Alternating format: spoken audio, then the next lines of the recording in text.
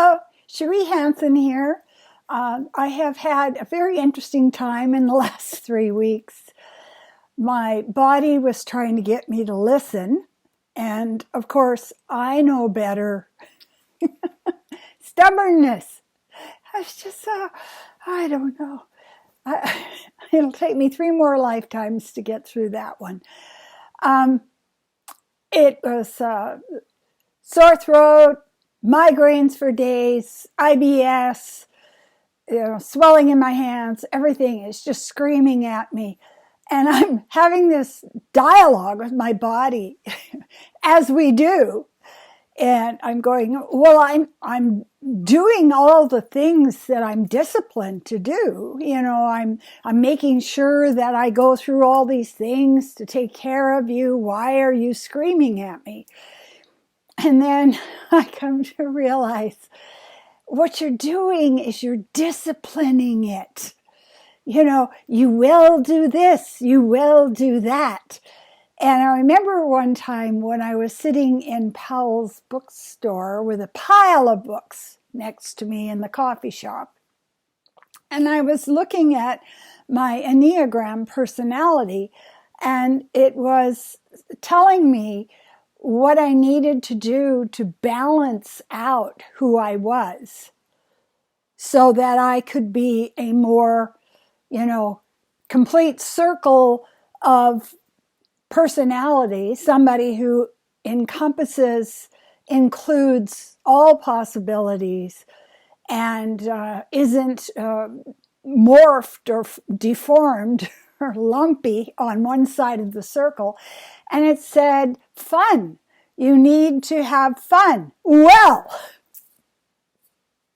I had spent 6 hours taking notes from books about how to improve myself, how to make my life better, how to upgrade my energy. Oh, yes, total focus. And this damn book tells me I'm supposed to just close the book and go outside and sit in the sun. Well, that pissed me off. And that leads me to today's message that came through in meditation. And it was the question, how do you know if you are a greedy guts? Yes, that's the way my mind talks to me. The greedy guts thing is something that is encouraged by our culture so much. If one piece of cake is good, the whole cake is better. If getting to a place where, I have a lovely deck in my backyard, what has to happen now is you need to replant the whole backyard. So we're so conditioned to this greedy guts way of looking at life that it's torture. It's just torture. And my body is just going, stop! Stop it! Just stop trying to make me better and improving me every hour of every day. And these are some of the things you can ask when you're trying to assess. When you come and sit down and face you, when you are scanning you, when you're like a bird watcher, and you've got the binoculars and you're trying to see what is that bird that's in the tree? What kind is it? And we ask the question, who am I? What am I? What am I doing? And the thing that is so interesting is, when is enough? When do you get to a place where you can simply stop pushing yourself, buying more things, making your life perfect? I mean, there's a scratch behind my sofa in the living room. And every time I walk through the living room, I go, I have to paint that wall. And those are the things that tell me that I am in constant conflict with who I am. When when the scroll, like if you had translation under your movie, and what was scrolling underneath would be, "You've done a good job. Your house is very, very comfortable. Your cat is happy. Your plants are happy. You are healthy. Look how long you've lived." If that's scrolling under your screen, then you're not in a place of artificially created deficit. There's something wrong. I didn't do enough. I didn't buy enough. I didn't go to enough places. And this last couple of years has really taught me a lot, because there were so many times after I had the surgeries that I would go to the store and I would have a list. And for the first time in my life, I would just be overcome with tiredness. And I'm going, I don't want to stay in this store. There are all these people. There's all this stimulus. I just want to go home. And the thing that I'm proud of is I allowed myself to do that.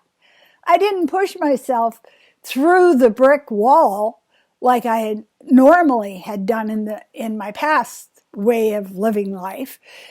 So it really dropped down to me today that this whole path that I'm on of not being a greedy guts, when is enough enough? Can you be content now? Do you have to do everything 100%? And I suppose you can answer this, and this is the big cop-out, well, that's just the way I am. And what I have to say to that is, because I'm a greedy guts, here's the irony, here's the spin. I understand that the way I am is not who I am becoming. But who I am becoming is not achieved by discipline and pushing and a sense of lack, a sense of scarcity. And my body has been just yelling at me. I mean, if it could swear, it would just be like a trooper, like a pirate. It would just be horrible. And it's just saying to me, just stop. Just stop. Just be what you are right now.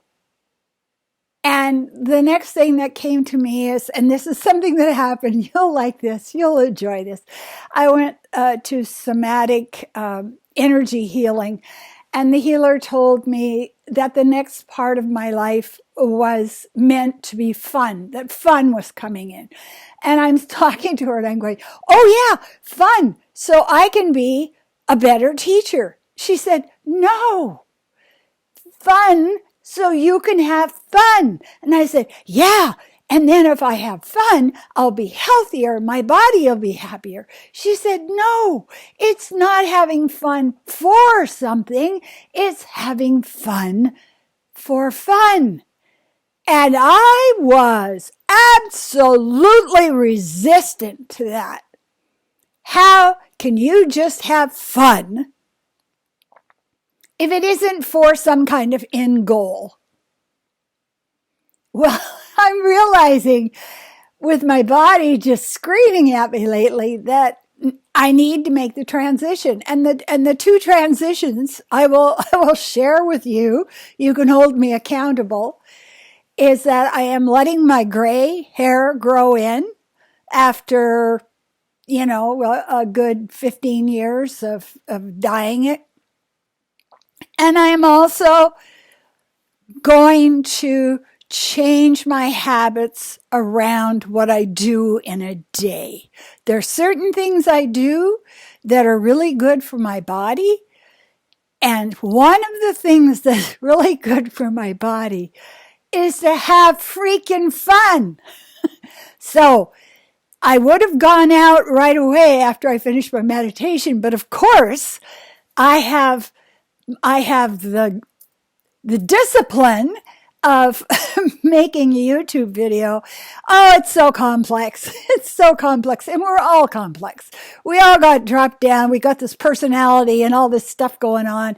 And it's kind of like trying to do a weather report when you've got 46 degrees Celsius weather, trees on fire, a hurricane, massive snow falling. And this is what we are. We encompass so many weather systems, so many messages, so many wishes and dreams and anxieties. And, it's just crazy. So that's why meditation practice is important. I want to tell you what I've learned about meditation practice. Todd would tell you, but he's busy. Meditation practice lets you see how freaking crazy you are. People say, oh, I've got too many thoughts and they're all contradicting one another and it's horrible. No, it's like having a building inspector come in and say, you've got termites in the foundation. So now, if you can actually see what you are doing to yourself, it's easier to dismiss the thoughts. It's easier to go back to the scrolling under your screen of a positive affirmation. Look how far you've come. Look what you've learned. Look what you've learned. Look how well you take care of yourself. Look how loving you are. Look how compassionate you are. And this is the path to allowing the universe to bring to you the things that are yours. And I want to show you my shirt. My daughter gave me this. This shirt is really, really important to me because she is a very beautiful, strong woman. And for her to give me a shirt that says, I am the woman behind her, it's like, these things come to us. So each day, watch for the good, watch for the gifts, watch for the growth. 3 G's. Watch for the good, watch for the gifts, and watch for your growth. We can do this. Thank you so much for listening to me. I do ask that you subscribe and you like my video, if you would please do that. And if you have somebody who is in a struggle right now, they don't quite know what's going on in their life, and one of my videos will help them, I would deeply appreciate it if you would send it over to them. Butterfly earrings from my daughter. She knows who I am. Yay! I appreciate you. Thank you.